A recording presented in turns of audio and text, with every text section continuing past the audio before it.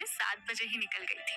पर घर के लिए खाने पीने का सामान भी लाना था और जोया को भी कुछ ज्वेलरीज खरीदनी थी, तो मैं वहां चली गई थी। और फिर मेरे फोन की बैटरी भी खत्म हो गई थी।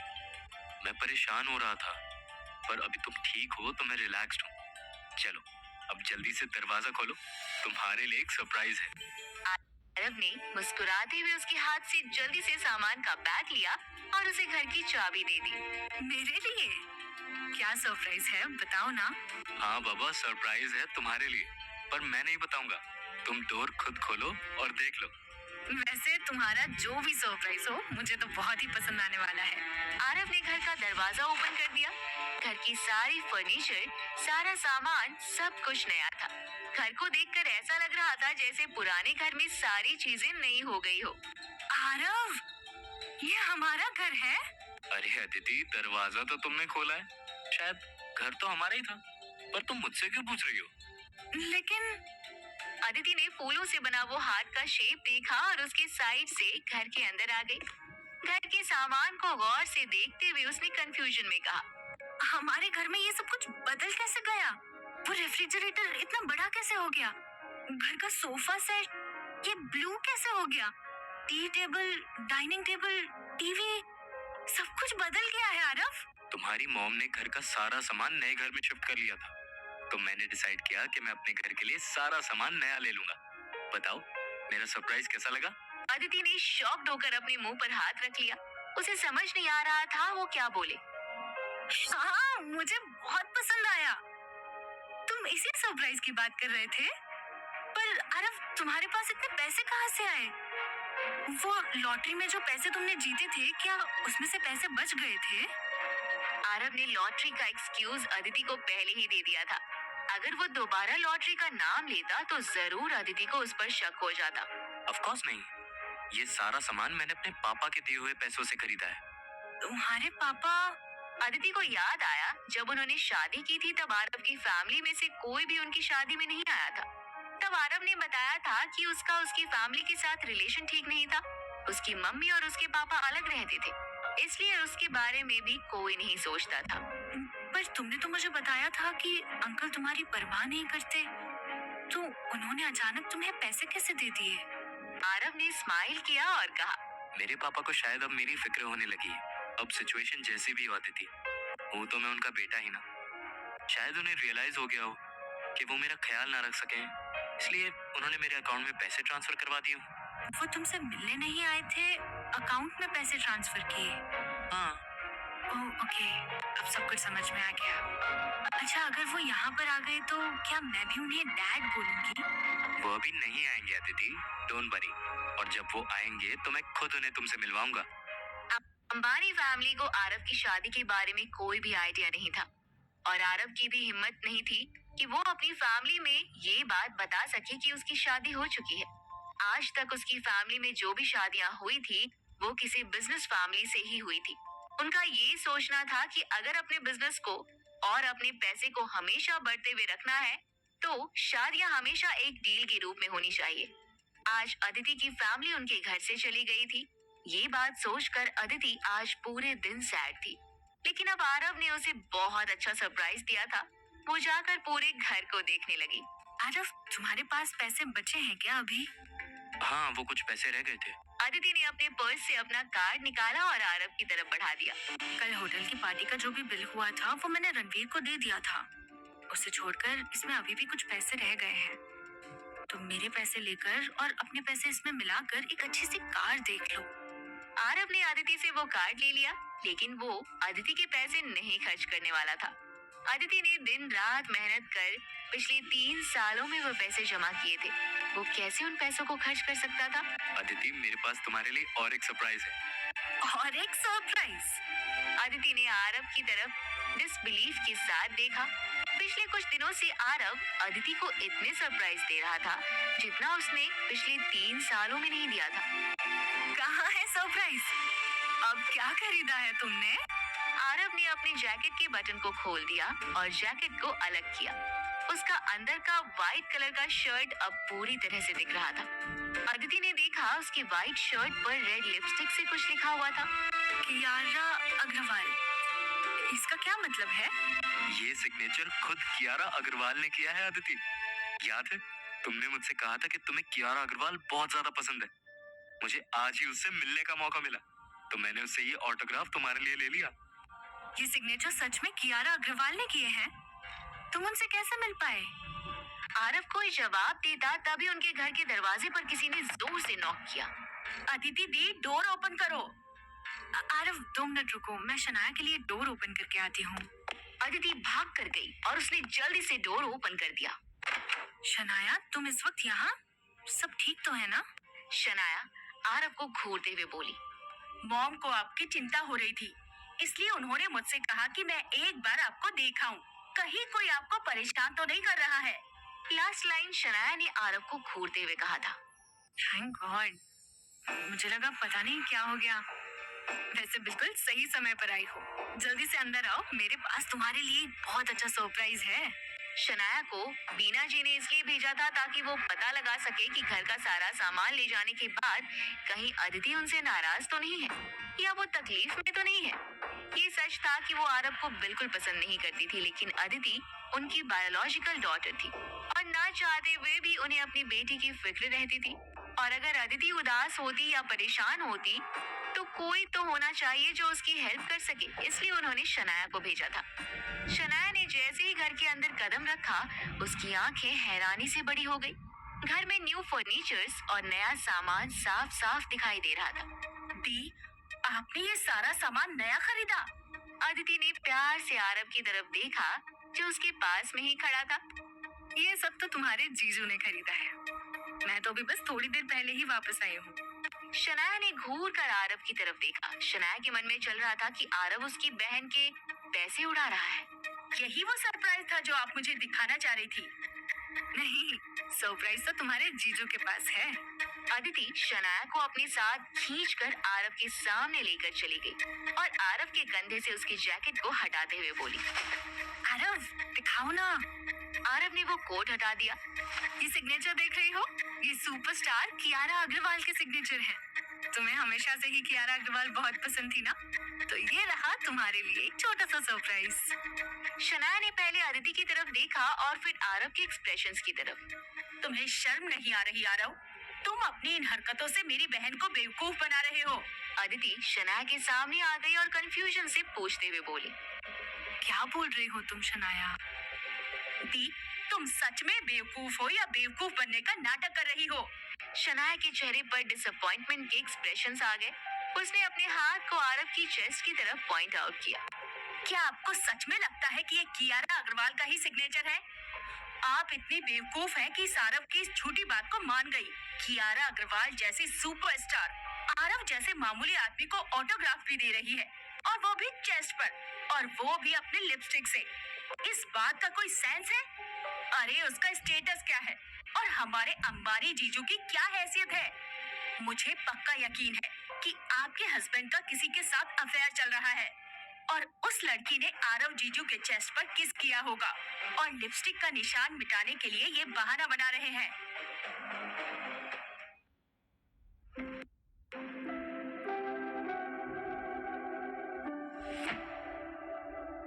इस लिपस्टिक का मार्क बहुत हार्ड है, जिसे तुम्हारे हस्बैंड धोकर हटा नहीं सकते थे। इसीलिए वो कियारा अग्रवाल का नाम लेकर अपनी गलती को छुपाना चाह रहे हैं। आपको कुछ समझ आ रहा है मेरी प्यारी दीदी? तुम बकवास मत करो। आरव ऐसा बिल्कुल भी नहीं है। उसे मेरे अलावा और किसी लड़की के बारे में कुछ भी नहीं पता। शनाया ने अपना हाथ आरव के चेस्ट पर रखा और स्माइल के साथ बोली, ऐसा बिल्कुल नहीं है। ये अब तुम्हारा पहले वाला हस्बैंड नहीं रह गया है। अब ये बाहर जा रहा है, ऑफिस जा रहा है, काम कर रहा है, लड़कियों से मिल रहा है। अब किसे पता ये किस लड़की के साथ गुलछर्रे उड़ा रहा है। शनाया, हमारे पूरे ऑफिस में सिर्फ एक ही लड़की है और वो रिसेप्शनिस्ट है। अगर तुम्हें मेरी बातों पर बिलीव नहीं होता तो तुम अद्वैत को बोलो कि मेरे ऑफिस में कॉल कर ले और पता कर ले कि मैंने किसी रिसेप्शनिस्ट के साथ कोई रिलेशनशिप बनाया है कि नहीं। अगर ऑफिस के रिसेप्शनिस्ट के साथ आपका कोई चक्कर नहीं है, इसका ये मतलब नहीं है कि बाकी किसी और लड़की के साथ आपका चक्कर नहीं होगा। अच्छा, आप कह रहे हैं कि वो सिग्नेचर खुद कियारा अग्रवाल ने किया है, राइट? तो आप हमें बताइए, आप कियारा अग्रवाल से कहाँ मिले? आरव सोच में पड़ गया। वो शनाया को ये नहीं बता सकता था कि वो कियारा से मणिकर्णिका पैलेस में मिला था। मैं कियारा से डेमन ऑनर्ड में मिलने गया था। मुझे पता चला कि वो उस कंपनी की स्पोक्स पर्सन बनने वाली है। मैं वहाँ अपनी कंपनी के काम से गया था और वहीं पर उससे मिला। अच्छा, इतना कोइंसिडेंस। शनाया को अभी भी आरव की बात पर यकीन नहीं हो रहा था। उसने फिर से पूछा, कियारा ने अपना सिग्नेचर लिपस्टिक से क्यों किया और आपके चेस्ट पर क्यों किया? अरे जब मैंने उनसे ऑटोग्राफ के लिए पूछा तो मेरे पास ना ही कोई पेपर था और ना ही पेन था, इसलिए उन्होंने मेरी शर्ट पर अपने लिपस्टिक से सिग्नेचर कर दिया। तो उसमें क्या गलत हो गया?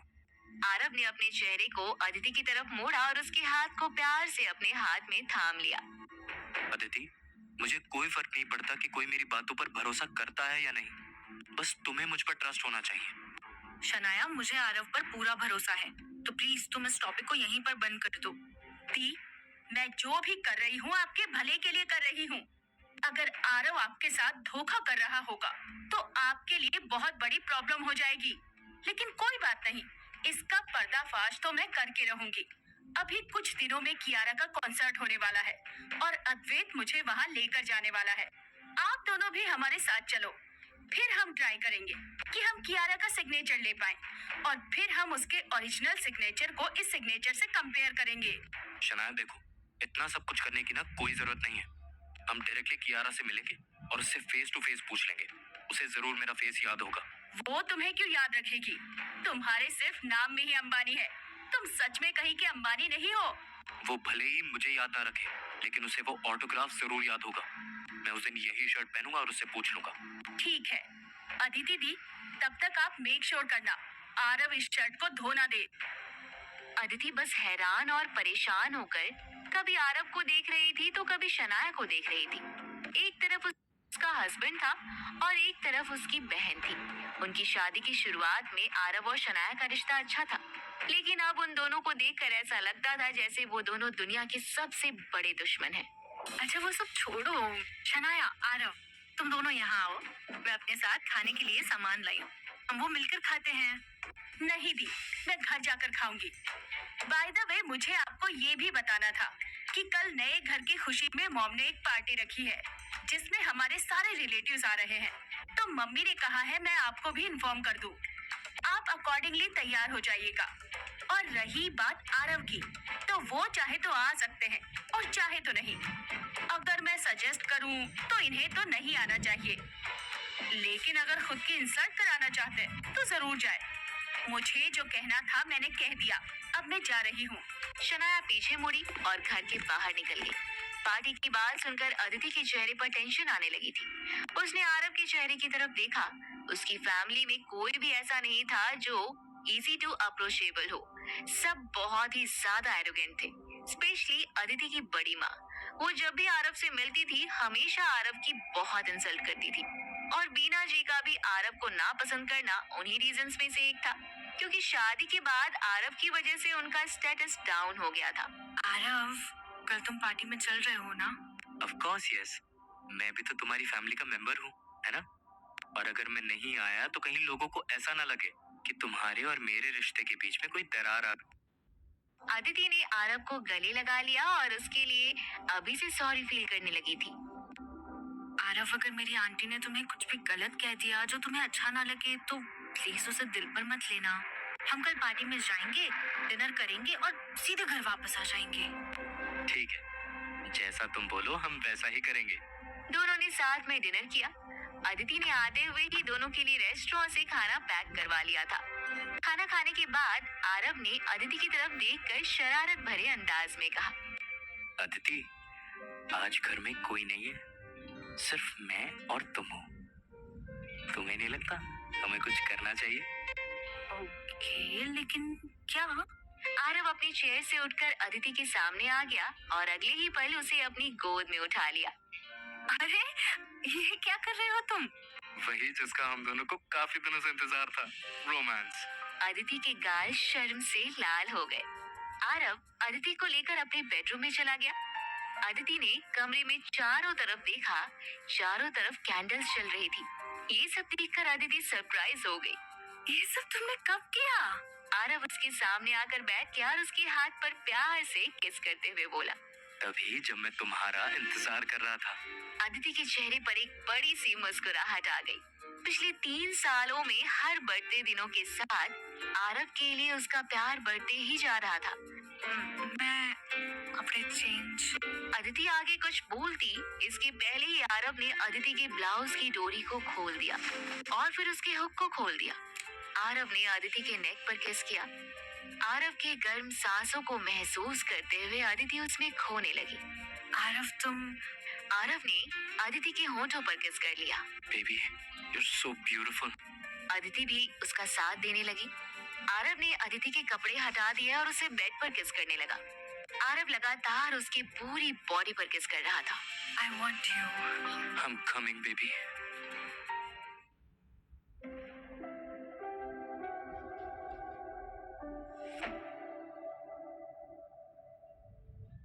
जनरली आरव अदिति की बहुत रिस्पेक्ट करता था, पर बेड पर आरव एक हंग्री बीस्ट बन जाता था। अदिति को क्रेजी फील हो रहा था। आरव के साथ बेड पे उसका ये एक्सपीरियंस बहुत ज्यादा अमेजिंग बन गया था। दोनों एक दूसरे की बाहों में लिपटकर पास आ गए। आरव, आज तुम पहले से ज्यादा पावरफुल लग रहे थे। आरव के चेहरे पर स्माइल आ गई। आज मैंने उतना अच्छा परफॉर्म नहीं किया, पर मैं तुम्हें एश्योर करता हूँ कि मैं इससे बेटर परफॉर्म करूंगा। तुम कल फिर से करोगे? क्यों? तुम नहीं करना चाहती? अदिति के चेहरे पर अनइंटेंशनली एम्बैरेसिंग के एक्सप्रेशंस आ गए। उसने धीरे से आरव की चेस्ट पर एक पंच दे मारा। So annoying. पिछले 3 सालों से दोनों साथ में तो जरूर थे, पर दोनों इतने अच्छे से करीब नहीं आ पाए थे और इसी वजह से कभी भी अदिति की नीड सेटिस्फाइड नहीं हो पाई थी। पर आज पहली बार उसे बहुत ही अच्छा फील हो रहा था। अगली सुबह आरव का फोन बजने लगा। आरव वॉशरूम में शावर ले रहा था। अदिति बेड पर सो रही थी। कॉल की आवाज से अदिति की नींद खुली। अदिति और आरव के बीच में सारी चीजें ट्रांसपेरेंट थी। दोनों को एक दूसरे से कुछ भी चीज छुपाना नहीं पड़ता था। अदिति ने जैसे ही देखा आरव के फोन पर अननोन नंबर से कॉल आ रहा है, तो उसने कॉल पिक कर लिया। अदिति कुछ बोलती इसके पहले ही दूसरी तरफ से एक लड़की की आवाज आई। Good morning sir. अदिति को कुछ समझ नहीं आया कि वो लड़की कौन है। तभी आरव वॉशरूम से बाहर निकल रहा था। अदिति ने उसे फोन बढ़ा दिया और बोली, किसी का फोन है तुम्हारे लिए। तुम वॉशरूम थे तो मैंने उठा लिया। अदिति आरव को फोन देकर वॉशरूम चली गई। आरव ने स्क्रीन पर देखा अननोन नंबर था। Hello, who is this? Sir, मैं कियारा बात कर रही हूँ। आप मुझे इतनी जल्दी भूल गए। तुम्हें मेरा नंबर कहाँ से मिला? सर, निहाल सर ने आपका नंबर दिया था। वो कल रात ही शहर से वापस चले गए। उन्होंने मुझे कहा था कि मैं आपको इन्फॉर्म कर दूं कि आपने उन्हें जो काम करने के लिए दिया था वो हो गया है। अब आप डेमिन ऑनर्ड के साथ एडवर्टाइजमेंट कॉन्ट्रैक्ट साइन कर सकते हैं। और एक बात सर, कल निहाल सर ने आपके लिए कुछ गिफ्ट लाया था पर वो आपको दे नहीं पाए, इसीलिए उन्होंने मुझे कहा है कि ये मैं आपको दे दूं। सर, मुझे वही पूछना था कि हम कहीं मिल सकते हैं जहां आप मुझसे ये गिफ्ट ले सकें। क्यारा एक पब्लिक फिगर थी। अगर किसी ने भी आरव को क्यारा के साथ देख लिया या फिर किसी ने उसके साथ में फोटो क्लिक कर लीक कर दी, तो आरव के लिए बहुत बड़ी प्रॉब्लम हो जाती। आरव को पिछली रात की बात याद आ गई। सिर्फ एक सिग्नेचर की वजह से शनाया ने उस पर कितना बड़ा इल्जाम लगा दिया था। और अभी सुबह सुबह अदिति ने आरव के फोन पर एक लड़की का कॉल देख लिया। सारी चीजें ऑलरेडी मेस्ड अप चल रही थी। आरव अब कुछ भी गड़बड़ नहीं करना चाहता था, लेकिन उसे कल रात की मिसअंडरस्टैंडिंग के लिए क्यारा से बात करनी थी और उसे सब कुछ पहले से समझाना था। ठीक है, मैं भी फ्री हूँ, तो तुम एक काम करो, मुझे अपना लोकेशन सेंड कर दो, मैं वहीं आकर गिफ्ट ले लूंगा। मैं अभी निहारिका होटल के रूम नंबर 80 में हूँ। सर, आप कब तक आएंगे? मैं तुम्हें इन्फॉर्म कर दूंगा। आरव ने कॉल कट किया। आरव और अदिति ने साथ मिलकर नाश्ता किया और ऑफिस के लिए निकल गए। आरव अदिति को उसके ऑफिस छोड़कर अपने ऑफिस आ गया।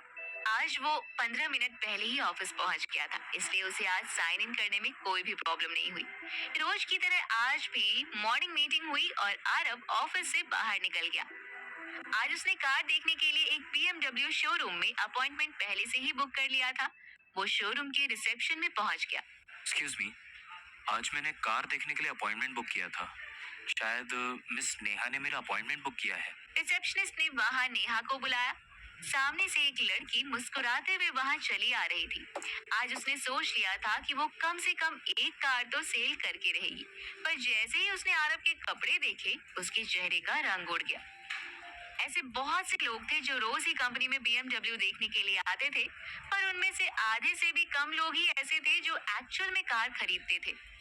सर, आप कौन सी कार देखना चाहते हैं? आरव ने ऑलरेडी पिछली रात एक BMW कार सेलेक्ट कर रखी थी। मैं BMW X5 SUV खरीदना चाहता हूँ, अगर आपके पास अवेलेबल हो तो। सर, आपको SUV मॉडल के बारे में कोई आइडिया है? क्या मैं बताऊं? नेहा ने आरव से वो सवाल इसलिए किया था ताकि वो उसे रियलाइज करवा सके कि उस कार की कीमत 95 लाख है।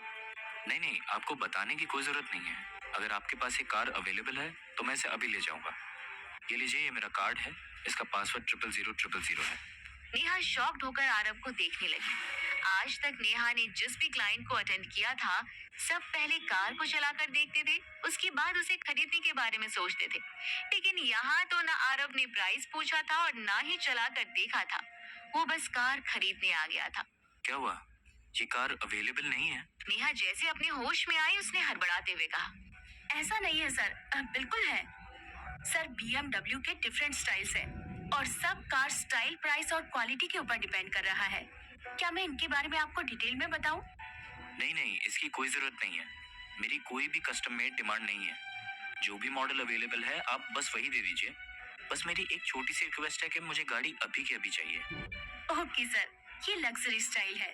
सर, ये कार बहुत ही ज्यादा कंफर्टेबल और बेस्ट ड्राइविंग एक्सपीरियंस वाली होती है। हमारे पास एक कार रेडी है जो 3 कलर में है, एक वाइट, दूसरी ब्लैक और तीसरी sky blue. Sky blue final कर लीजिए। आरव को याद था अदिति का फेवरेट कलर स्काई ब्लू था, इसलिए उसने घर में सोफा भी स्काई ब्लू कलर का ही लिया था। मैं आपका कार्ड स्वाइप करके अभी आती हूँ। नेहा जल्दी से वहां से चली गई और कुछ ही देर बाद वो अपने मैनेजर के साथ वापस आरव के पास आ गई। सर, मैं यहाँ का मैनेजर हूँ। हमने आपकी कार के लिए पेमेंट कर दिया है। I am honoured to serve you. Manager ने दोनों हाथों से रिस्पेक्टफुली आरव को उसका कार्ड वापस कर दिया। थैंक यू सर, हमारी कंपनी से अपना ऑर्डर बुक करने के लिए। हम आपकी कार से मैचिंग करते हुए soft cushions, foot pads and car window देंगे। अगर आप कहेंगे तो हम टैक्स पे करने और लाइसेंस प्लेट लगाने में आपकी हेल्प करेंगे, लेकिन इस सब में थोड़ा टाइम लगेगा। कितना टाइम लगेगा? Sir, 2 hours. अच्छा, अगर इतना टाइम लगेगा तो फिर एक काम कीजिए, आप सारी चीजें रेडी करवा दीजिए और इस कार को मेरी कंपनी के बाहर पार्क करवा देना। मैं वहीं आकर बाकी का पेमेंट कर दूंगा। अभी मुझे जरा निकलना है। आरव ने उन्हें कंपनी का एड्रेस बताया और वहां से निकल गया। मैनेजर और नेहा आरव को बाहर तक छोड़ने आए। वो ये देखकर बिल्कुल भी हैरान हो गए कि आरव इतनी बड़ी कार लेने एक बाइक से आया था और वो वापस भी इसी बाइक से जा रहा था। सर, क्या आपको सच में लगता है कि वो कोई अमीर आदमी है? मुझे किसी इंसान को पहचानने में गलती हो सकती है, लेकिन इस कार्ड को पहचानने में बिल्कुल नहीं। ये कार्ड ब्लैक रॉयल कार्ड है और ये सिर्फ उन्हीं के पास होता है जो बिलियनियर या ट्रिलियनियर होते हैं।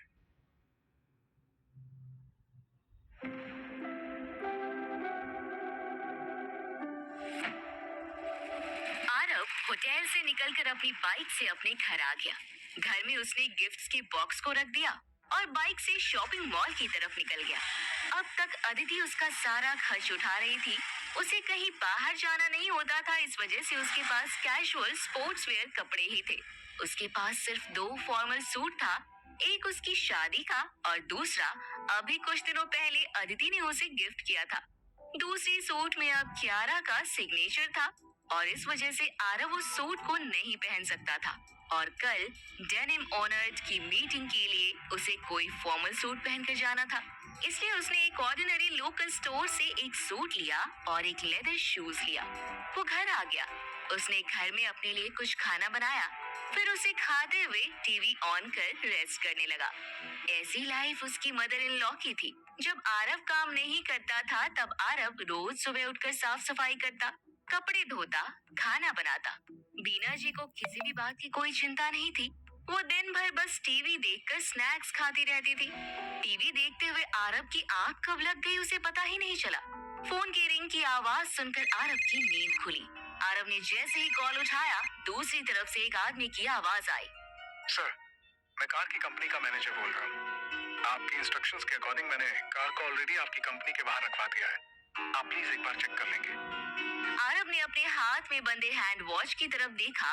आरव को सोते हुए 2 घंटे हो चुके थे। एक्चुअली मैं अभी कंपनी में नहीं हूँ। आधे से 1 घंटे में मैं वहाँ पहुँच जाऊंगा। Okay, no problem sir. Aarav fresh होकर जल्दी से अपनी कंपनी की तरफ गया। वह कंपनी के बाहर जैसे ही पहुंचा, उसकी नजर कंपनी के बाहर पार्किंग में पार्क की हुई स्काई ब्लू BMW पर गई। आरव को देखते ही उस कार से कंपनी का मैनेजर और नेहा बाहर निकल कर आ गए। हेलो मिस्टर अंबानी, सॉरी आपको मेरी वजह से इंतजार करना पड़ा। ये तो हमारे लिए ऑनर की बात है कि हमें आपको सर्व करने का मौका मिला। आप प्लीज एक बार चेक कर लीजिए कि सारी चीज आपके डिमांड के अकॉर्डिंग है या नहीं। मैनेजर ने आरव को कार की चाबी दे दी। आरव ने डोर ओपन किया और अंदर बैठा। कार के अंदर फ्रेश एयर थी और अंदर सेंट भी बहुत अच्छी आ रही थी। बैक सीट में BMW लोगो का 2 पिलो भी था। आरव कार से बाहर उतर गया और उसने नंबर की तरफ देखा, HP 12345। कार का नंबर देखकर उसके चेहरे पर एक स्माइल आ गई। कार की नंबर प्लेट तो बहुत अच्छी है। I am satisfied. आपको कुछ भी चेंज करने की जरूरत नहीं है। आपके पास क्रेडिट कार्ड रीडर है, मैं उससे आपको पे कर देता हूँ। नेहा फौरन ही क्रेडिट कार्ड रीडर लेकर आरव के सामने आ गई। आरव ने उसमें अपना कार्ड स्वाइप किया और पे किया। सर, ये मेरा बिजनेस कार्ड है। अगर कार में कभी कोई भी प्रॉब्लम आती है तो प्लीज आप मुझे इस नंबर पर कॉल कीजिएगा। मैं खुद आकर आपकी हेल्प करूंगा। ये कहकर मैनेजर ने आरव को अपना बिजनेस कार्ड दे दिया। मैनेजर परेशान लग रहा था कि उसे आरव को थैंक यू कहने का मौका नहीं मिला, इसलिए उसने फौरन कहा, सर, वैसे इसके अलावा भी अगर आपको किसी भी चीज में हेल्प की जरूरत हो तो आप मुझे कभी भी कॉल कर सकते हैं। एक्चुअली मुझे आपकी एक हेल्प चाहिए। क्या आप ये बाइक मेरे घर तक पहुंचा सकते हैं? आरव ने अपनी बाइक को देखते हुए आगे पूछा। मैनेजर ने जल्दी से हाँ में सिर हिलाया तो आरव ने मैनेजर को एड्रेस भी दे दिया और बाइक की चाबी भी दे दी और वह खुद अपने ऑफिस की बिल्डिंग की तरफ चला गया। साइन इन करने में अभी भी 10 मिनट बाकी था। साइन इन करने के लिए अभी एक लंबी लाइन लगी हुई थी। आरव भी जाकर उस लाइन में लग गया। ललित भी अपने केबिन से बाहर आ रहा था। उसकी नजर आरव पर जैसे ही पड़ी, उसने पूछते हुए कहा, आरव, क्या डीमन ऑनर्ड के साथ तुम्हारी मीटिंग फिक्स्ड हो गई? अपॉइंटमेंट फिक्स हो गई है और मेरी कल उनके साथ मीटिंग भी है। आरव की बात सुनकर ललित पूरी तरह से सरप्राइज हो गया था। उसने रैंडमली आरव से ये सवाल कर लिया था। उसे उम्मीद नहीं थी कि आरव इतनी जल्दी मीटिंग फिक्स कर लेगा। ठीक है, तो कल मीटिंग में अपना बेस्ट देना और ट्राई करना कि ये कॉन्ट्रैक्ट साइन हो जाए। अगर तुमने ये कर दिया तो तुम्हारे लिए मैं एक बहुत ही बड़ी सेलिब्रेशन पार्टी रखूंगा। Okay sir. आरव ने साइन ऑफ किया और वहाँ से बाहर निकल आया। बाकी के एम्प्लॉयज भी बिल्डिंग के बाहर खड़े थे। आज वहाँ आरव की बाइक नहीं थी। ये देखकर कंपनी की रिसेप्शनिस्ट लिली ने उसे टॉन्ट करते हुए कहा, क्यों मिस्टर अंबानी, आज तुम अपने साथी बाइक के साथ नहीं आए हो? ये अंबानी जी की वो फटीचर बाइक भी खराब हो गई है। अरे लिली, बस भी करो। अरे कुछ तो इज्जत छोड़ दो इस बेचारे की। आफ्टर ऑल ये वही आदमी है जो कुछ दिनों में बुगाटी वेरॉन में घूमने वाला है। मैं तो इस जोक पर पूरे साल भर हंस सकता हूँ। आरव ने उन्हें इग्नोर किया। आरव की नजरों में इनकी वैल्यू राह चलते लोगों से ज्यादा नहीं थी। वो सीधा अपनी कार के पास चला गया। उसे कार की तरफ जाते हुए देखकर रिसेप्शनिस्ट लिली थोड़ी कंफ्यूज हो गई। तुम गलत डायरेक्शन में जा रहे हो। आरव ने लिली की तरफ देखा और मुस्कुराते हुए अपनी कार की प्रेस की। BMW अनलॉक हो गया। वहाँ खड़े उसके कलीग्स बिल्कुल शॉक्ड होकर उसे देखने लगे। क्या ये कार सच में इसकी है? कहीं इसने हमारे सामने शो ऑफ करने के लिए ये कार रेंट पर तो नहीं ले ली है? वो आगे कुछ बोल पाते इसके पहले ही आरव कार में बैठ गया और गाड़ी स्टार्ट कर रोड में भगा दिया। आज तो अदिति कार देखकर बिल्कुल सरप्राइज हो जाएगी। उसके चेहरे पर जो खुशी होगी वो देखने लायक होगी। तभी आरव के फोन पर अदिति का कॉल आया। आरव, कहाँ हो तुम? तुम्हें याद तो है ना, हमें पार्टी में भी जाना है। मैं बस रास्ते में हूँ। अदिति ने कॉल कट कर दिया, लेकिन थोड़ी ही देर में एक बार फिर उसका फोन बजने लगा। आरव ने देखा अदिति का ही कॉल था। ये देखकर उसके चेहरे पर एक स्माइल फिर से आ गई। अदिति, बोलो ना। हमने गिफ्ट के बारे में कुछ सोचा क्या? मैंने गिफ्ट ले लिया, तुम परेशान मत हो। थैंक यू आरव, तुम हर चीज कितने अच्छे से संभाल लेते हो। I really love you. I love you too, baby. Aarav ने कॉल कट कर दिया, लेकिन तभी आरव का फोन फिर से बजने लगा। इस बार आरव ने बिना देखे ही कॉल रिसीव किया क्योंकि उसे लगा अदिति फिर से कॉल कर रही है। यस। वो आगे कुछ बोलता कि दूसरी तरफ की आवाज सुनकर उसके चेहरे के एक्सप्रेशंस डार्क हो गए। आरव, आपकी एंगेजमेंट फिक्स हो रही है। आप जल्द से जल्द घर आइए।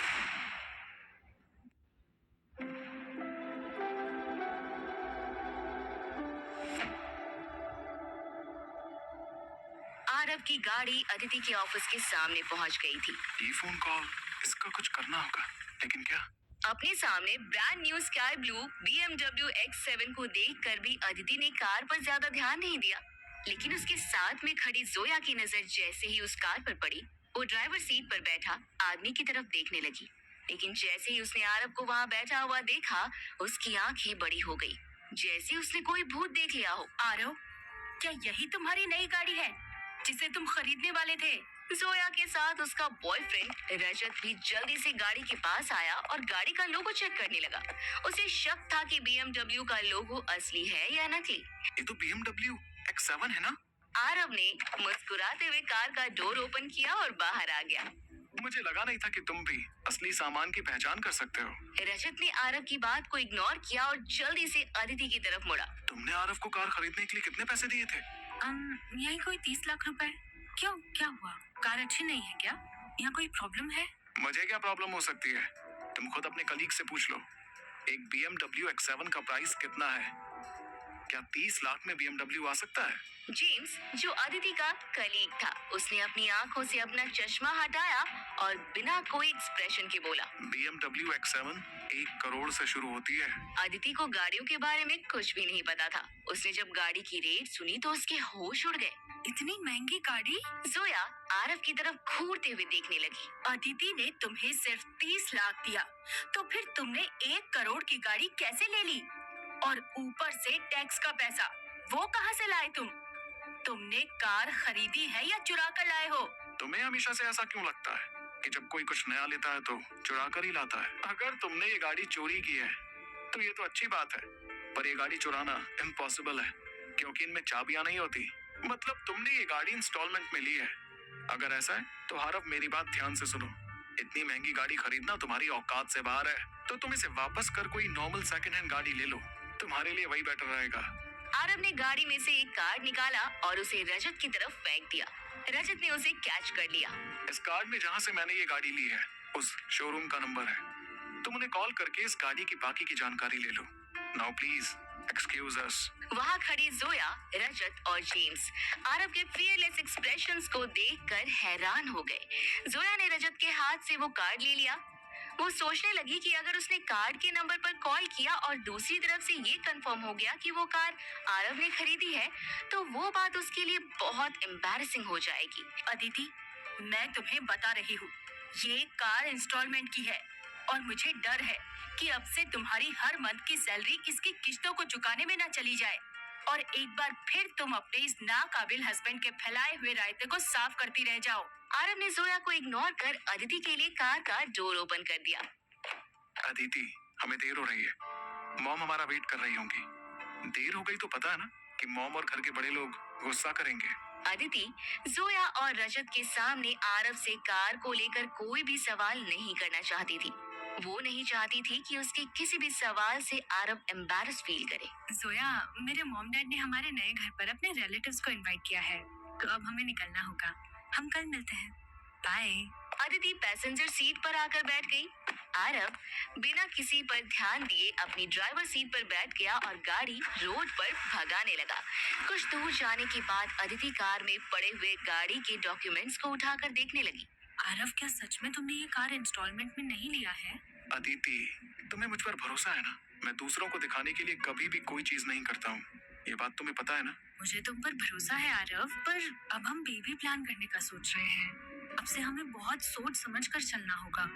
और अगर ये कार तुमने इंस्टॉलमेंट में लिया है तो हर महीने हमें इसका बहुत खर्चा पड़ जाएगा जो शायद हम अफोर्ड नहीं कर पाए। तो क्या हम इस कार को वापस नहीं कर सकते? आरव ने अपना हाथ अदिति के हाथ के ऊपर रख दिया।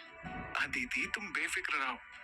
हमें कोई इंस्टॉलमेंट पे नहीं करना है, तो इस बात का हमारे ऊपर कोई भी प्रेशर नहीं है। और रही बात कि मैंने ये कार खरीदी कैसे, तो प्लीज तुम इस बारे में अभी कुछ मत पूछो। जब सही समय आएगा तो मैं खुद तुम्हें इस बारे में बताऊंगा। अदिति के मन में बहुत से सवाल आ रहे थे, लेकिन जैसे ही आरव ने उसे सवाल ना करने को कहा, अदिति चुप हो गई। पर मॉम ये कार देखकर सवाल करेंगी तब क्या?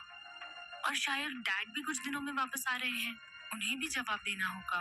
उन्हें कह देंगे कि हमने बस डाउन पेमेंट देकर कार ली है, तो वो आगे कोई सवाल नहीं करेंगे। अदिति के पास हामी भरने के अलावा कोई ऑप्शन नहीं था। उसे बहुत टेंशन हो रही थी। उसने कार में अपनी नजरें घुमाई। वो जितनी ज्यादा बार कार को देख रही थी, उतनी ही ज्यादा सेटिस्फाइड फील कर रही थी। वैसे ये कार सच में बहुत अच्छी है। रियल लेदर सीट्स, इसका कलर और गाड़ी में स्पेस भी कितनी ज्यादा है। मुझे ये कलर बहुत पसंद है। अदिति गाड़ी से बाहर देखने लगी और कुछ देर बाद कहा, आरव, तुम मॉल की तरफ गाड़ी मोड़ दो। हम मॉम डैड के लिए कुछ गिफ्ट्स ले लेंगे। ऐसे खाली हाथ जाना अच्छा नहीं लगता ना। हमें कोई गिफ्ट खरीदने की जरूरत नहीं है। मैंने गिफ्ट ऑलरेडी ले लिया है, जो बैक सीट में रखा हुआ है। तुम देखो। अदिति ने बैक सीट में देखा, वहाँ 2 गिफ्ट बॉक्स रखा हुआ था। उसके चेहरे पर एक प्यारी सी स्माइल आ गई। तुमने इस बार सब कुछ पहले से सोच लिया है। अब मुझे सच में कोई टेंशन नहीं है। अदिति अपनी सीट पर अच्छे से बैठ गई और अपनी आंखें बंद कर रेस्ट करने लगी। आधे घंटे के बाद उनकी कार उस कॉलोनी में गई जहां वीना जी का अपार्टमेंट था। अदिति आज यहाँ पहली बार आई थी। अपने चारों तरफ की खूबसूरत एनवायरनमेंट को देखकर उसकी आंखें चमक उठी। यहाँ का एनवायरनमेंट कितना अच्छा है। अब समझ आया कि यहाँ पर हाई कम्युनिटी के लोग ही क्यों रहते हैं। आरव ने मुस्कुराते हुए अपने चारों तरफ नजरें घुमाई और एक रेड पॉर्श के पास खाली जगह पर अपनी कार पार्क कर दी। उस कार को देखकर अदिति के चेहरे पर स्माइल आ गई। ये रेड कार जरूर अद्वैत की होगी। ये गाड़ी बिल्कुल नई लग रही है। आरव ने भी वो कार देखी और हामी भरते हुए अपनी कार में से व्हाइट ट्रफल्स का वो बॉक्स उठा लिया और अदिति को अपने साथ लेकर बिल्डिंग के अंदर चला गया। एलिवेटर से होते हुए वो लोग अपार्टमेंट के दरवाजे पर पहुंच गए। वहां पहुंचते ही अदिति ने डोर बेल बजाई। डोर बीना जी ने खोला। उन्होंने जैसे ही अदिति के साथ खड़े आरव को देखा, उनके चेहरे से स्माइल चली गई और जब उनकी नजर आरव के हाथ में पकड़े गिफ्ट बॉक्स पर पड़ी तो उन्हें गुस्सा आने लगा।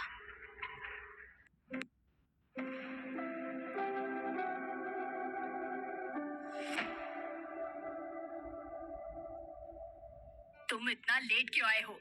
हमारे सारे रिलेटिव्स ऑलरेडी यहाँ आ चुके हैं।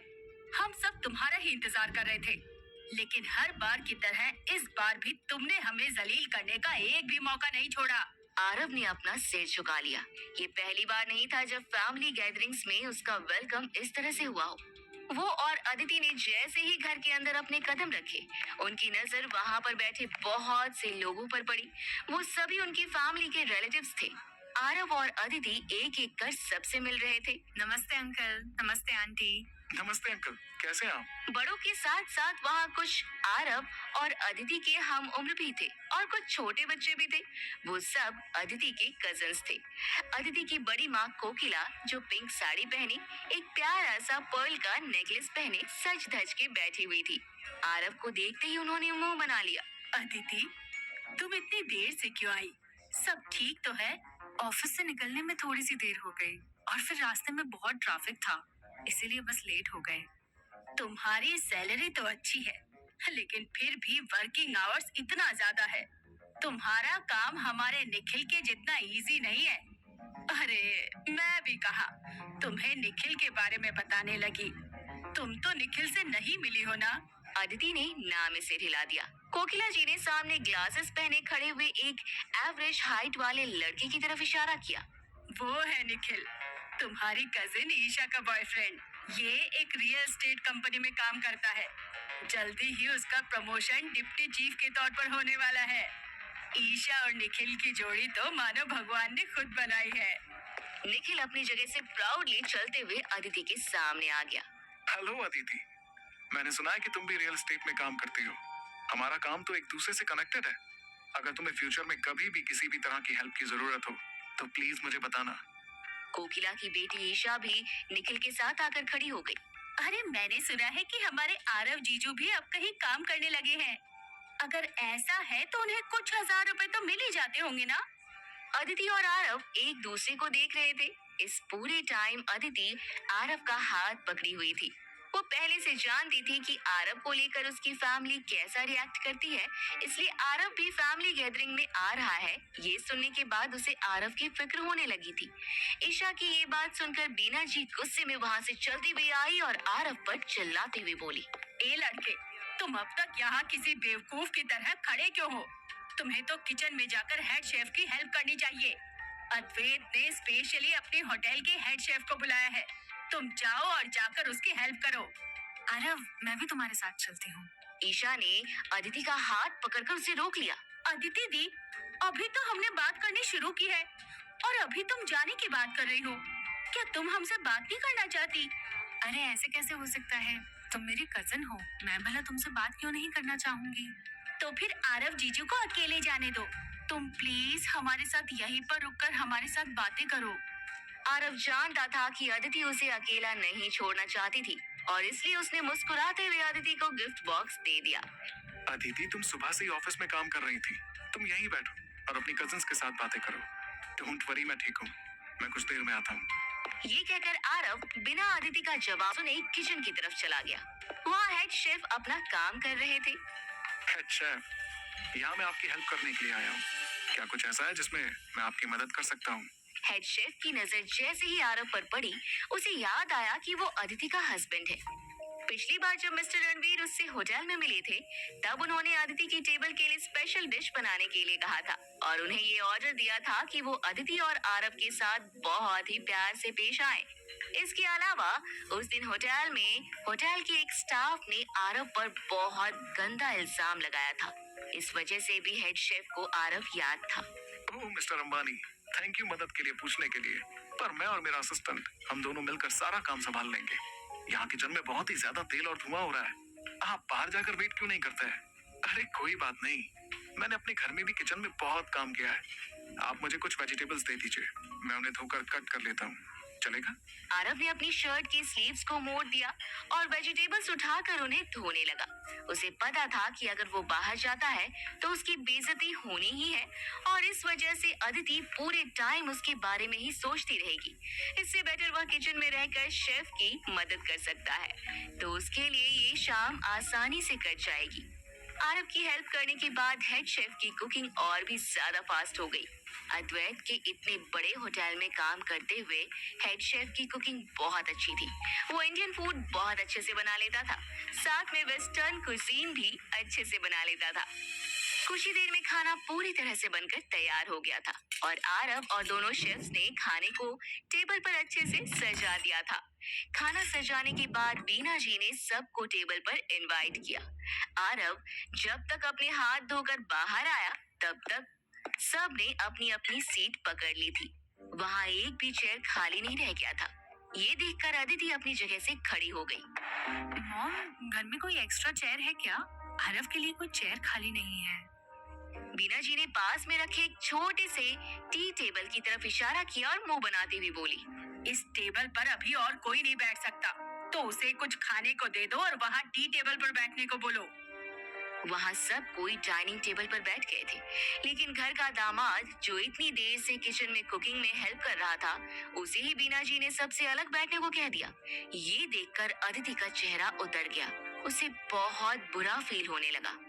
ठीक है, फिर मैं भी आरव के साथ वहीं बैठकर खाऊंगी। अदिति वहाँ से जाने को मुड़ी ही थी कि फिर से ईशा ने उसका हाथ पकड़ लिया। अदिति दी, मैंने अभी अपनी बातें खत्म नहीं की है और अगर तुम चली जाओगी तो फिर हम बात कैसे करेंगे? पर आरव अकेले। अदिति अपनी बात पूरी कर पाती इसके पहले ही उसकी चाची ने उसे टोकते हुए कहा, अदिति, तुम इस घर की बड़ी बेटी हो, मैनेजर की पोजीशन पर वर्क कर रही हो। तुम जैसा करोगी बाकी सब भी तुम्हें देखकर वही सीखेंगे। तुम्हें नहीं लगता कि अपनी पूरी फैमिली के बीच से इस तरह खाने की टेबल से उठकर चले जाने से तुम्हारे बड़ों की इंसल्ट होगी? अपनी चाची की बात सुनकर अदिति के चेहरे पर एम्बैरेसिंग एक्सप्रेशन आ गए। वो इस तरह टेबल से उठकर अपने बड़ों की इंसल्ट नहीं करना चाहती थी, लेकिन वो आरव को इस तरह अकेले सबसे दूर बैठने भी नहीं दे सकती थी।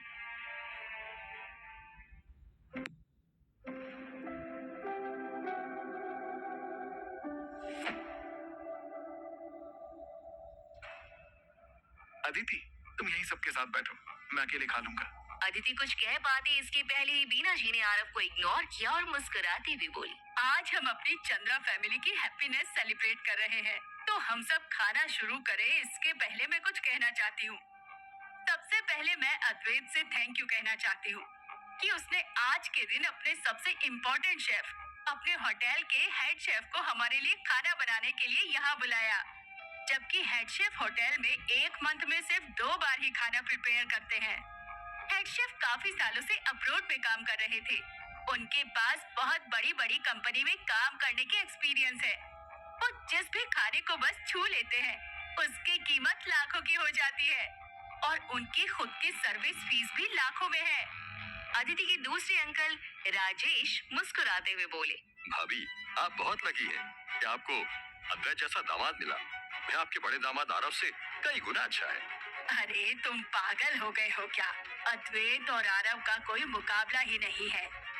अद्वैत इस शहर के सबसे अमीर घराने का बेटा है। उनकी अपनी 5 स्टार और 7 स्टार होटल्स हैं और वो यहाँ अपनी पोर्शे से आया है। वो गाड़ी जिसके बारे में हम तो सोच भी नहीं सकते। कोकिला जी ने मुस्कुराते हुए शनाया की तरफ देखा और बोली, मेरी नजर में तो शनाया बहुत ही खुशकिस्मत है कि उसे एक ऐसा बॉयफ्रेंड मिला जो उसकी एक फरमाइश पर उसकी ख्वाहिश पूरी कर सकता है। हाँ, हमें पता है कि हमारी अदिति में कोई कमी नहीं है, लेकिन अब उसका पति ही उसके लायक नहीं है, तो उसमें इस बेचारी की क्या गलती है? अदिति ने अपने करियर में बहुत अच्छा काम किया है, इसीलिए तो उसे प्रमोशन भी मिला है। उसका फ्यूचर अच्छा है, बस उसकी किस्मत थोड़ी खराब है। जब अद्वैत ने ये देखा कि इतने सारे लोग उसकी तारीफ में कशीदे पड़ रहे हैं, तो उसकी खुशी का ठिकाना नहीं रहा। उसने घूरते हुए टी टेबल की तरफ देखा जहां आरव अकेले बैठा हुआ था। अरे अंकल आंटी, आप लोग मेरी इतनी भी तारीफ मत कीजिए। ये तो मेरा फर्ज है कि मैं आप लोगों की सारी डिमांड पूरी कर सकूं। आफ्टर ऑल हम कुछ दिनों में एक फैमिली बनने वाले हैं। अद्वैत अपनी जगह पर उठकर खड़ा हो गया। उसने अपने पास में रखी एक बॉक्स में से रेड वाइन निकाला और उसे टेबल पर रख दिया। ये गिफ्ट मैंने स्पेशली चंद्रा फैमिली के सारे मेंबर्स के वेलकम के लिए लाया है। इसमें रेड वाइन की 2 बोतलें हैं। हम इसे खाने के बाद ओपन करेंगे ताकि हम सब इसका थोड़ा थोड़ा लुत्फ उठा सकें। रेड वाइन की 2 बोतल्स, ये तो बहुत एक्सपेंसिव है। एक बोतल का दाम तो 5 लाख से भी ज्यादा है ना? ईशा को इस तरह शॉक देखकर अब जाकर बीना जी को खुशी मिली थी। पिछले कई सालों से आरव की वजह से उसे अपनी फैमिली मेंबर्स के सामने बहुत छोटा महसूस होता था, लेकिन आज अद्वैत ने उनकी खोई हुई इज्जत उन्हें वापस लौटा दी थी। अब उन्हें ये महसूस होने लगा कि अद्वैत के रहते कोई भी उन्हें नीची नजरों से नहीं देख सकता है। रेड वाइन का प्राइस सुनकर ईशा के साथ साथ वहां बैठे सभी की आंखें हैरानी से बड़ी हो गई। कोकिला जी के हस्बैंड, जिन्होंने अब तक सबसे ज्यादा रेट की वाइन पी थी, वो कुछ 50,000 के थे। अद्वैत, थैंक यू सो मच बेटा, इतनी अच्छी ट्रीटमेंट के लिए। अद्वैत एक अमीर खानदान का बेटा है। वो जो भी लेगा एक्स्ट्रा ऑर्डिनरी ही लेगा। आपके 2 दामाद हैं, लेकिन दोनों में कितना बड़ा डिफरेंस है। अद्वैत ने आपको कितनी महंगी गिफ्ट दी है, लेकिन आरव ने अब तक कुछ भी नहीं दिया। आरव, तुम आज की सेलिब्रेशन पार्टी के लिए क्या गिफ्ट लाए हो? कोकिला जी का ये कहना ही था कि सभी की नजरें टी टेबल पर बैठे आरव की तरफ मुड़ गई। सब उसे गुस्सा, नाराजगी और चिढ़ते हुए देख रहे थे, क्योंकि सबने अंदाजा लगा लिया था कि आरव ने कोई गिफ्ट नहीं लाया होगा। अदिति ने जल्दी से अपने पीछे रखे हुए गिफ्ट का बॉक्स आगे बढ़ा दिया और बोली, मॉम, आंटी, बड़ी माँ, आरव आपके लिए ये गिफ्ट लाया है। हाँ, ऐसा हो सकता है कि इस गिफ्ट की कीमत अद्वैत की गिफ्ट की जितनी ना हो, लेकिन आरव ने ये गिफ्ट आप सबके लिए बहुत ही प्यार से पसंद की है। आई होप ये आपको पसंद आए। अदिति अपने हाथ में वह गिफ्ट बॉक्स पकड़ी हुई थी, लेकिन बीना जी ने उस गिफ्ट की तरफ देखा भी नहीं। उन्हें डर था कि कहीं उन्होंने वो गिफ्ट बॉक्स खोल लिया और अंदर से कोई सस्ता सामान निकला तो उनके रिलेटिव्स के सामने उनकी क्या इज्जत रह जाएगी। रहने दो, मुझे ये गिफ्ट खोलकर ही नहीं देखना। लाया होगा कोई सस्ता सा सामान।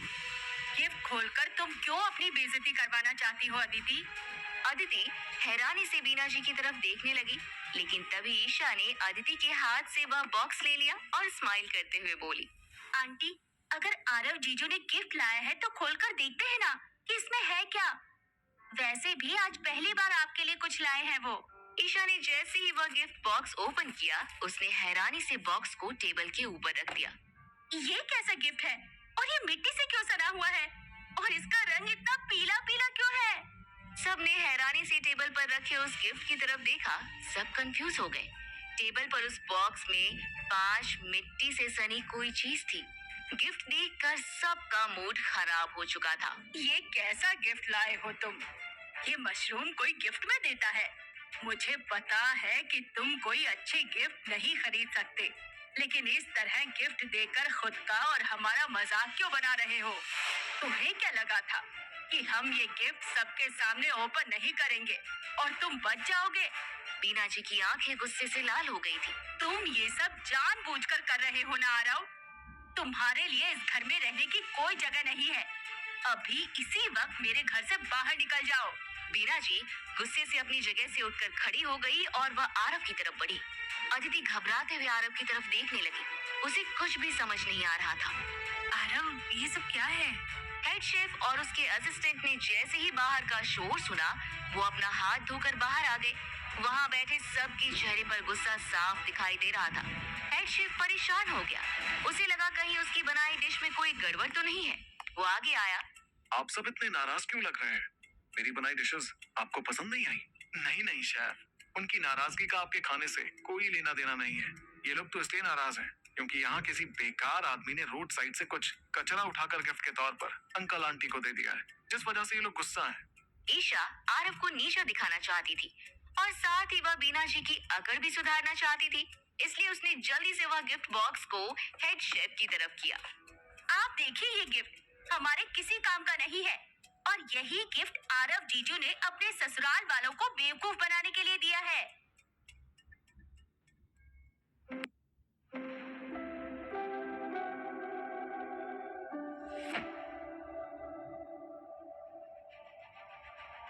हेड शेफ की नजर जैसे ही गिफ्ट बॉक्स पर गई, उसकी आंखें सरप्राइज से बड़ी हो गई। उसने फौरन एक पीस उठा लिया और उसे अपनी नाक के नीचे रखा ताकि वह उसे स्मेल कर सके। ये करने के साथ ही उसके चेहरे का एक्सप्रेशन चेंज हो गया। आप लोगों को ये गार्बेज लग रहा है? हाँ तो और क्या है ये। हेड शेफ ने हैरान होकर आरव के चेहरे की तरफ देखा। ऑफ कोर्स ये गार्बेज नहीं है। इसकी कीमत सोने की कीमत से भी ज्यादा है। सोने की कीमत से भी ज्यादा। हेड शेफ, आप प्लीज मजाक मत कीजिए। ये कुछ टुकड़े मशरूम की कीमत सोने की कीमत जितनी कैसे हो सकती है। वहाँ खड़े सभी हैरानी से हेड शेफ की तरफ देखने लगे। सबको लग रहा था जैसे हेड शेफ से कोई गलती हुई है। हेड शेफ ने अपना सिर हाँ में हिलाया और स्माइल के साथ एक्सप्लेन करते हुए कहा, ये मशरूम नहीं है। खैर, ये आपकी गलती नहीं है कि आपको इस बारे में कुछ नहीं पता। बहुत से ऐसे अमीर लोग हैं जिन्हें इसके बारे में नहीं पता, लेकिन मुझे पता है। अगर ये मशरूम नहीं है तो क्या है? मैंने भी इसे आज से पहले कभी नहीं देखा है। सर, आपने पहले इसे देखा भी है और खाया भी है, पर आपको ये याद नहीं होगा क्योंकि आपने हमेशा इसे बनाने के बाद देखा है। ये एक्चुअली व्हाइट ट्रफल्स हैं। अद्वैत की आंखें हैरानी से बड़ी हो गई। उसने व्हाइट ट्रफल्स पहले खाया भी था और उनके होटल में व्हाइट ट्रफल्स कभी कभी डिमांड के अकॉर्डिंग आया भी था, लेकिन व्हाइट ट्रफल्स बहुत ज्यादा एक्सपेंसिव होने की वजह से इंडिया में उसका सप्लाई कम होता है। ये कैसे पॉसिबल है? आरव इतने सारे व्हाइट ट्रफल्स कैसे ला सकता है? ये कोई व्हाइट ट्रफल नहीं है, ये मशरूम है और आप लोगों को जरूर कोई गलतफहमी हो रही है। इसे बनाने के बाद मशरूम की तरह ही टेस्ट आएगा। इसमें कोई भी स्पेशल बात नहीं है। इसका टेस्ट भी बकवास होगा। कोकिला जी की बातें सुनकर हेड शेफ के चेहरे से स्माइल गायब हो गई। एक शेफ होने की वजह से वो सारे खाने की बहुत इज्जत करता था और फिर व्हाइट ट्रफल्स तो दुनिया के बेस्ट फूड्स में से एक था और ऊपर से वो लोग उसके कुकिंग स्किल्स को भी गलत बोल रहे थे। तो अगर उसने इसे बनाया तो भी वह अच्छा नहीं बनेगा। आप लोग ये कैसी बातें कर रहे हैं? मुझे कुछ समझ नहीं आ रहा है। आप लोगों की जानकारी के लिए मैं बता दूं कि वेस्टर्न क्विज़न में ये वर्ल्ड के टॉप 3 ट्रेजर में आता है। जहां तक मुझे याद है, एक बार व्हाइट ट्रफल्स $3.5 मिलियन के रेट में बिका था। जैसे ही सबने व्हाइट ट्रफल का हाईएस्ट रेट सुना, सबकी आंखें हैरानी से बड़ी हो गई। बीना जी को हैरानी हो रही थी कि आरव जैसा मामूली आदमी लाखों की चीज कैसे ला सकता है।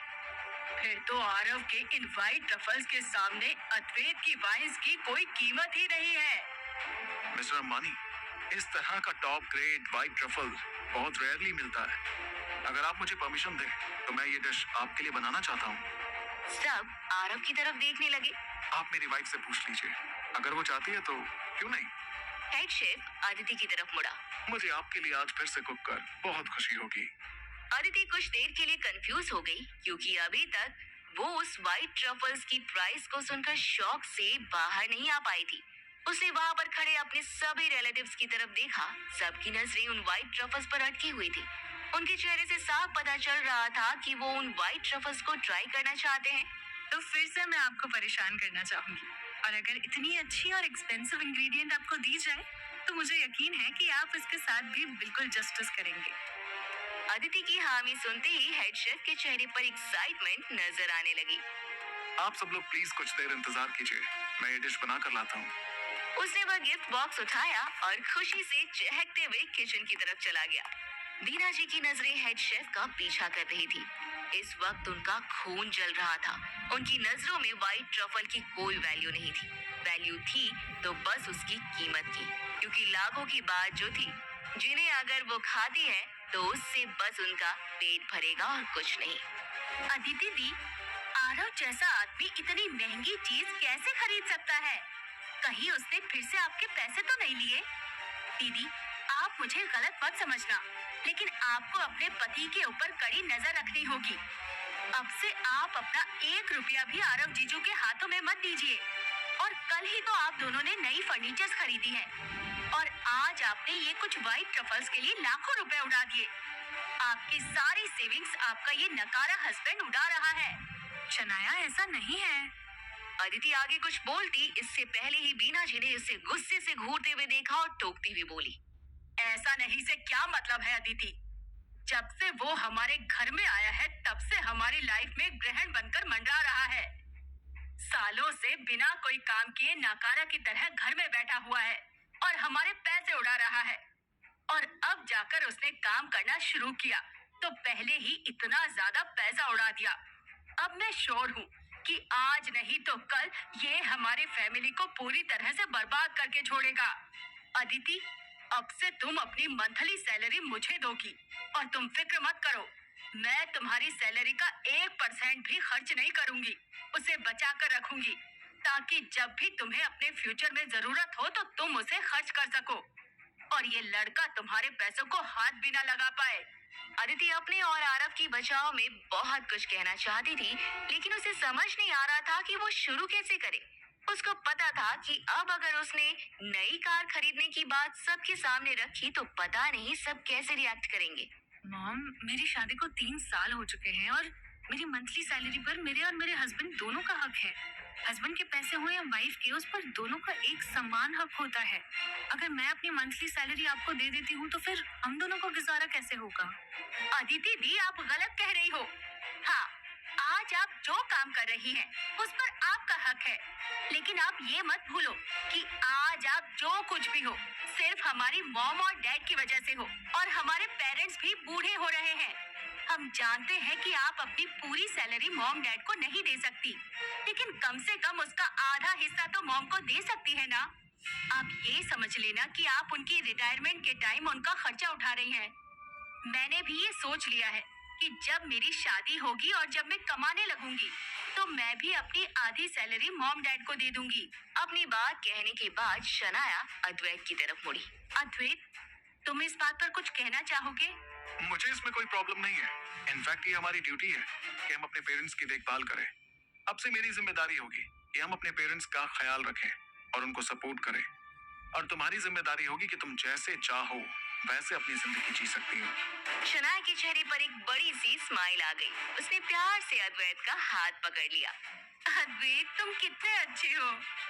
शनाया सच में बहुत प्यारी बच्ची है, और अद्वैत, तुम बिल्कुल परफेक्ट दामाद हो।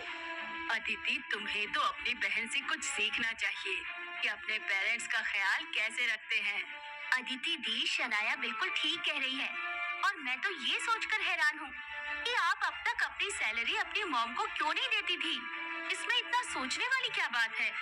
उन्होंने तुम्हें बचपन से पाल पोस कर बड़ा किया है, पर तुम अपने इस कल की शादी के लिए अपनी मॉम डैड को अपने से दूर भगा रही हो। और तुम्हारा पति कहलाने लायक नहीं है। उसमें खुद तो कोई काबिलियत है नहीं। वो बस अपनी पत्नी को अपने वश में करना चाहता है। अदिति, मुझे सच में समझ नहीं आ रहा है कि तुम अभी तक इसके साथ क्यों हो। तुमने क्यों इस आदमी से शादी की? हाँ, हो सकता है कि तुम्हें कोई बहुत रिच लड़का नहीं मिला हो, लेकिन कम से कम तुम एक अच्छा जॉब करने वाले लड़के के साथ शादी तो कर ही सकती हो ना। कोकिला जी ने आरव की तरफ गुस्से से देखा और फिर वहाँ पर बैठे सब की तरफ देखकर अपना गला साफ किया और आगे बोली। वैसे हमारे घर के पास में एक लड़का रहता है। वो बहुत ज्यादा पढ़ा लिखा तो नहीं है, लेकिन वो एक डिलीवरी बॉय का काम करता है। मैंने सुना है कि वो महीने में 50-60 हजार तो कमा ही लेता है। हाँ, उसकी शादी हुई थी और उसकी एक बच्ची भी है, लेकिन अब उनका डिवोर्स हो चुका है। अब जब आरव और अदिति अलग हो जाएंगे, तो हम अदिति और उस लड़के की शादी के बारे में सोच सकते हैं।